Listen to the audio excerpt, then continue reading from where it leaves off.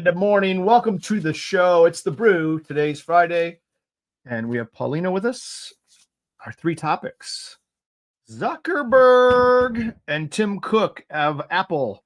Are they butting heads a little bit? Let's find out. Are we heading into a bear market in 2025? And Amazon is getting into the auto business. Let's delve into that as well. All this and more after the bell.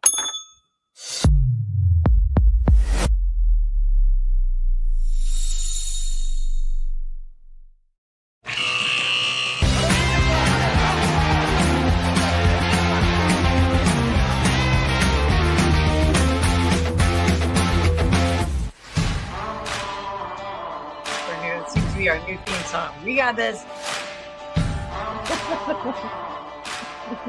I have my cowboy hat. I keep forgetting it. Every time I hear that song, I want to be a cowboy, and I keep forgetting that stupid hat in here. Hello, ladies. How are you? Hey, everyone. Hey, guys. Good to see you. Well, here we are again at the end of another week. Good golly, it's the middle of winter. Not really the middle of winter. It's sort of getting just into winter, I suppose.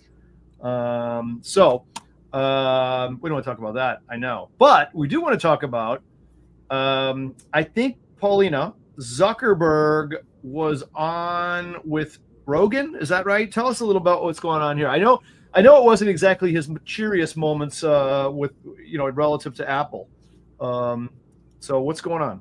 Yeah, so Mark Zuckerberg, CEO of Meta Platforms, he went on an episode of Joe Rogan's podcast, and they were talking about a wide range of topics. As we know, those interviews range from like 2 to 3 hours long. And wait, so sorry to interrupt. Can I just summarize? It's basically Zuckerberg saying, they made me do it. Oh, yeah. No. I remember that. Yeah, and so basically what caught headlines was Zuckerberg's comments on Apple. So he was saying things like Apple lacks innovation. They have arbitrary rules around how companies can connect seamlessly on the iPhone platform and things along those lines. Specifically, he was saying how they've been sitting on the iPhone over the past 20 years that Steve Jobs has created, and that's kind of been what's driving their growth up to this point. And I think this is a critical time when Zuckerberg is making these comments, because there's antitrust cases against Apple. There's also a decline in demand for iPhones, not only in the US, but in China, which is a key growth market for Apple. And on top of that, Apple is actually slightly losing market share in the smartphone market globally. So it's a pretty interesting time that Zuckerberg is making these comments. And I will say that there wasn't too much pushback from Rogan's side. So it was more of like just kind of like a back and forth talking about the different controversies around Apple. And I will say that obviously Zuckerberg is kind of biased in this conversation, because years ago, Apple updated its iOS systems, making it more difficult for companies like Meta to access user data. And Meta's user data is super important to drive their advertising business. So obviously there's some, contention there with Zuckerberg. Yeah. So wait, Molly, I know you're gonna have a question. Your question's gonna be better than mine, but no, you go ahead. I have a question for Paulina. I think she said along the way that Apple's losing market share for the smartphone. What other one is out there? Is it the Android? I forgot about that one. Right. Do people actually buy that? I mean, well, yeah, Android is huge. And that's actually how Joe Rogan kind of leaned into this conversation. He was saying how much he hates the fact that in order to be in the Apple ecosystem, you have to be a life member, and how difficult it is to go from Apple to Android, but it's not difficult to go from Android to Apple. So yeah, Android is the other one. There's a lot of other Chinese competitors as well. Okay. Yeah. Well, that's interesting. So, but you said, actually, how did the stocks respond after this interview with Rogan, this 3-hour marathon? Yeah, they both ticked lower around 2%. So it wasn't market moving, but they did tick lower. I should note that the broader market was also down. Oh, so yeah, it might have been part of the big sell off from last week, I believe it was the end of last week, right?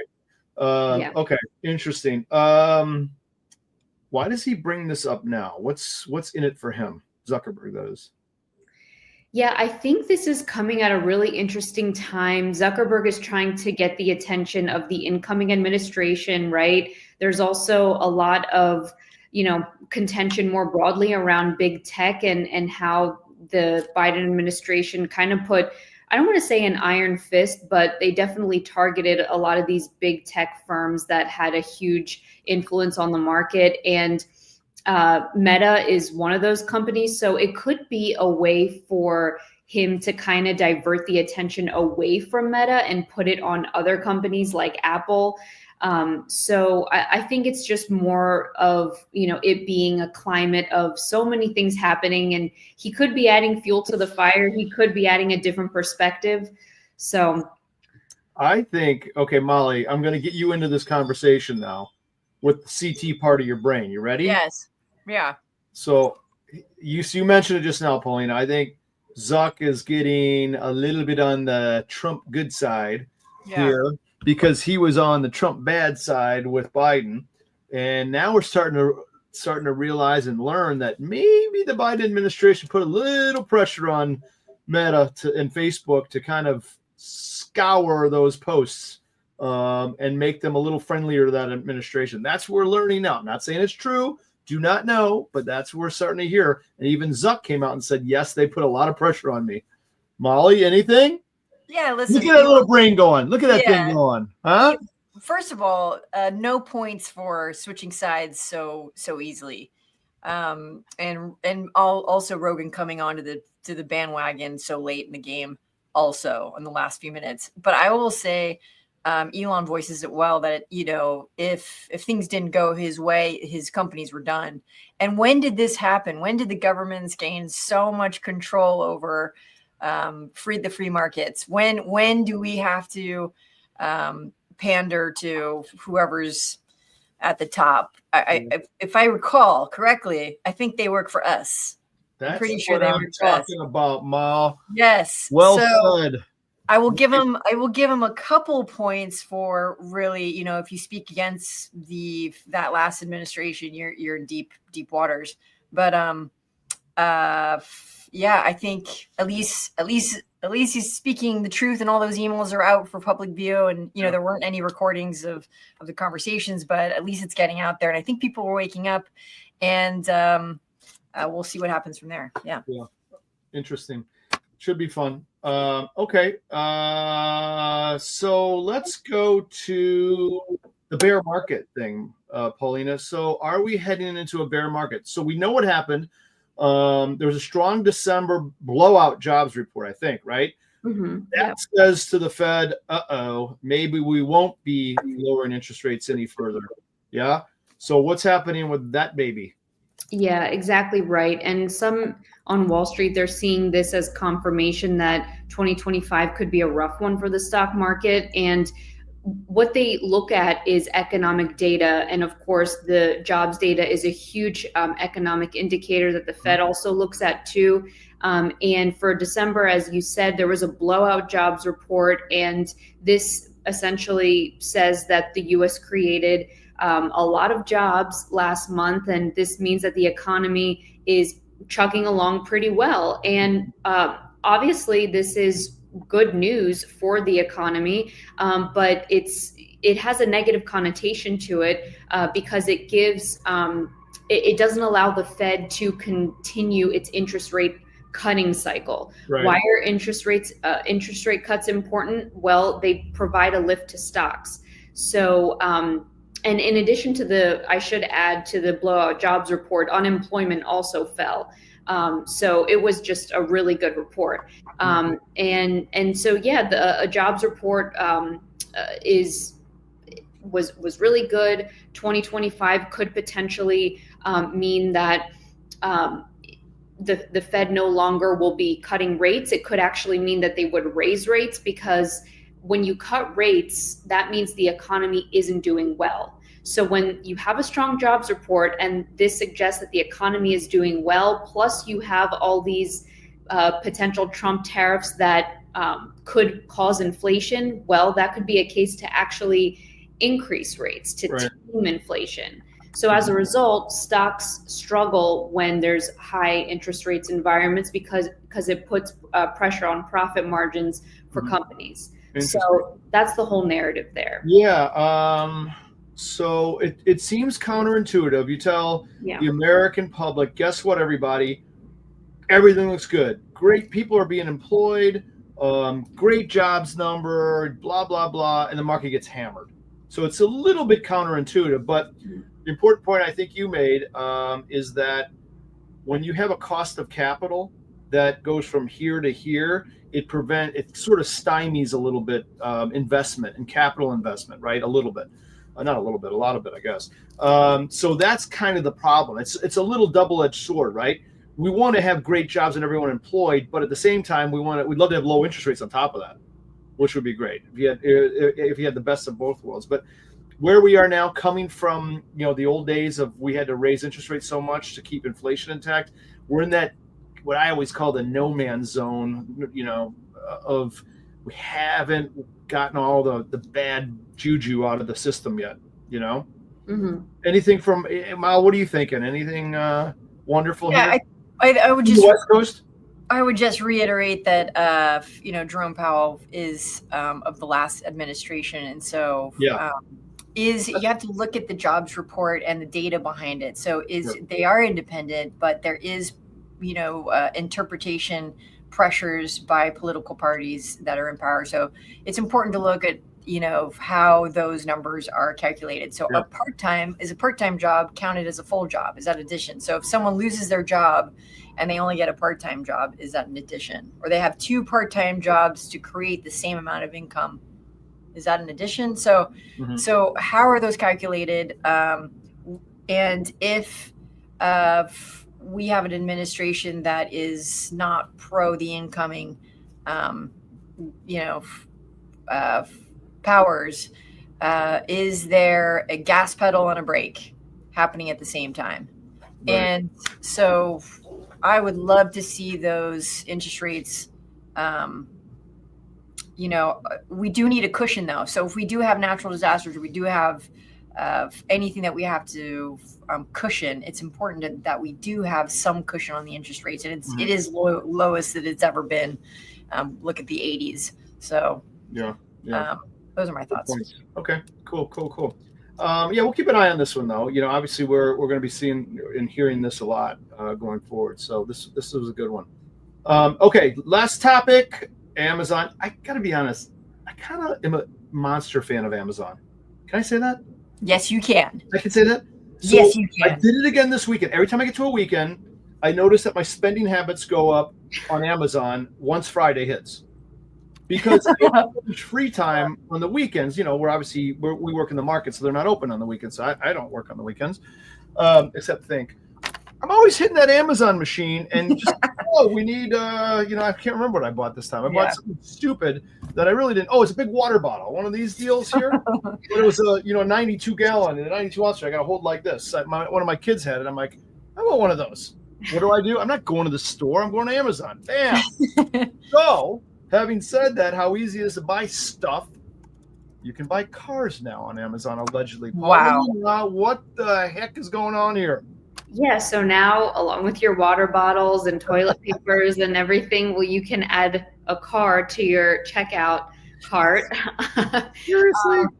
So Amazon is getting into the auto business, and they're starting this up through a Hyundai Amazon partnership. So Hyundai, I think I'm pronouncing that correctly. They launched their car sales on Amazon Autos, it's called. So now, if you are interested in buying a car, you can do it on Amazon. You can browse there, order. You can even finance the car on there. There are, I think, roughly 54 dealers that are on there throughout the U.S. And yeah, the purpose of this is to streamline the car buying process, which is very in tune with the ethos of Amazon, trying to get the things that you need very quickly at a reasonable value. They actually want to reduce the car buying process to 15 minutes. So that's pretty impressive. Wow. How do I barter? Because I never want to pay full retail. I always need a deal. I always want to bargain. Don't care what it is. I just want to get something off the retail. Yeah. Right. So can you do that? Do you think? What's going on there? That's a really good point. They say that as part of this process, it's going to increase transparency in the car buying process, and that the platform tries to make car shopping more transparent with better, clearer pricing and financing options that are available up front. So I don't know if that could potentially reduce that back and forth that we tend to have when we go to the car dealer. So that is one option. They also have trade-in options. So if you want to trade in your car, you can have an instant valuation for your existing vehicle. And yeah, so those are some of the features. They're trying to reach as many customers as possible through throughout the US. Yeah. That's interesting. So yeah, that's the Amazon Autos. Yeah, I don't expect you to know this, but maybe we have a thought on it. So what's in it for Amazon? So you have a car dealership or a company that has has its profit margins built into their pricing. Obviously, Amazon's not going to tack something else on so that the car becomes more expensive to the consumer. That I don't think that's going to happen. Yeah. So is it accretive for Hyundai to say, okay, I'm going to give up some of my profits to Amazon because they have such a network of exposure. We're just going to sell more cars and make it up that way. I mean, maybe that's the answer. I don't know. It potentially could be. I think that Amazon is trying to become the everything app. It has its tentacles in virtually every single industry. I mean, it makes its own chips, for God's sake. And it has, it's in the pharmacy business, it has Whole Foods. I mean, it's just, and it's able to scale into these businesses because it generates so much cash flow. Yeah. It's just one of the big tech companies that are able to do that. And it makes sense for an auto company like Hyundai, who may not have that reach that Amazon has, to want to partner with them to capture some of that scale. Yeah. Interesting. Mal, would you shop online for a car? I did, sort of, right? I have a Tesla, truth be told. Yeah. So that is very similar. Yes, I bought my Tesla online. That's true. Right. So I went online. I did the thing. I didn't have many choices. Few choices to make. Check some boxes. At the end, it says you owe, I forget, $500 to save your spot in line. Yeah. And you're going to owe this and that when the car comes, and we'll see you in a month or two. Right. I couldn't barter at all, which kind of bugged me. I paid retail. What the heck? Are you kidding me? Okay. So, yeah, go ahead. Yeah. So I believe Amazon in 2020 bought a company called Zoox, which is automated driving. And so there's, no steering wheel and all that. So I see them getting into the business. If we were going to look, can I sprinkle? Sprinkle. Own Nothing and Be Happy initiative that someone over there across the pond is pushing for globally. They might be getting into the service area as far as cars go. So possibly in the future, no one owns a car and they're just going to rent them or do driverless driving. Yeah. I, however, love my car and I love a good drive. So Paulina being the young city gal probably doesn't even have a car in the city. Yeah, right? Do you? You're right. I actually don't have a car. I don't really need one. I would like one, to visit my family in different areas, but it really doesn't make sense just because the cost of parking and all the excess costs, basically. So yeah, I don't really. It's more of a want than a need. I think when we're talking about Amazon, we should just touch base on AWS, and they're the leading, in server and cloud, And so are they, what's the chip business look like? So you mentioned it. So I just wanted to touch base on that. Their internal chip they're building is a family of ARM chips, ARM architecture, a big one called the Graviton. And then they have the EC2, which they're partnering with NVIDIA. And that's for virtual machines. And then serverless functions like Lambda. So I think the tentacles that reach out from Amazon are always important. And I think everyone's kind of keeping an eye on NVIDIA and ARM and who's going internal and external. And you have these hybrid arrangements there. But I think that's going to be with generative AI and that whole push. We're going to see the whole world change in the next couple of years. And so I think that's the thing to keep an eye on as far as the health of that stock. Yeah. Interesting. Molly, do you read a lot? I mean, you come up with these. Yeah, no, it's really important to not have a social that life. Are like, yeah. How did she get that? I don't have that note. Yeah, it's really important to not have a social life. That's really key here. God, go out once in a while, for God's sakes. If you'll visit me, I will. No standards. Wow, she's throwing these fancy terms. Like Paulina, you have these fancy terms too, man. You guys got to get out more. Yeah, my goodness. So you have no car in New York. Okay, so when you come visit LA, and just a brief shout out to everyone in LA and everything that everyone's going through. Yeah. Just heartfelt. I'm over here. But when you come visit, I'll tour you around in a car, and you'll love this place. It's still beautiful. Yeah. I love LA, man. My God, my heart and prayers go out for all those suffering this crazy thing. It's horrible. I know it is. I see it on TV, and I know it's way worse in reality than what I'm seeing on the tube. So our prayers do go out to all those folks. But I have to say, LA came out. Everybody's out there. Kind of the donations are there, and the help is there, and the volunteers, and they're just. I am so impressed with this town, and you don't know until you know what hits the fan. And wow, we really came out. So way to go there. Yeah. Good. We'll be on it. Okay, guys and gals. I guess that is a wrap as far as I can tell. I'm looking at my notes here. But very interesting. I actually want to really follow this car thing with Amazon. I'm intrigued. I guess I'm also intrigued before we go. Why did they choose Hyundai? I mean, couldn't they have chosen I mean, Molly, you don't shop for Hyundais, you shop for Bentleys or something like that, right? Teslas. I'm a loyalist. You don't do those goddamn Hyundais. I wonder why they do. Do we know why they got in bed with Hyundai first? I mean, maybe they're probably bigger than I can ever imagine overseas, I'm guessing. Yeah, I'm not sure. I don't think I captured that. Amazon at CES earlier this month, they did announce some partnerships with BMW as well, and some other chip companies like Qualcomm to better enhance the in-car experiences. But specifically with Hyundai, I'm not really sure. I'm not really sure specifically why they went with them. Yeah. So apparently they're openness to collaboration. So that's like a thing. So will they partner with Amazon, and their thumbs up on that? And then they do have a huge growing market share, and innovation and technology focus is huge for Hyundai. So it's probably one of those things. Okay. Yeah. I try to look this up at myself. I'm finding similar things. That's interesting. Okay. I'm gonna keep my eye on that one. That one's an interesting one. I like it. All right, ladies. Good to see you as always. Right. Do I still say go Eagles? Are they still in the playoffs? Yes. Yes. They are. Oh my God. They're in the playoffs. Paulina's an Eagles fan because she's from Philly, even though she lives in New York. Traitor. Good luck to them. I don't have a dog in the fight because the Bears just suck. They're horrible. LA Rams though. Yeah.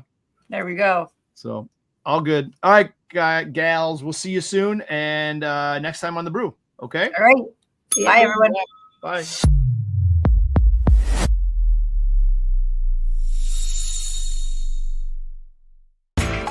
You know how the financial world goes. Here comes the buzzkill. Please make sure to take some time to read this boring disclaimer. We will owe you one.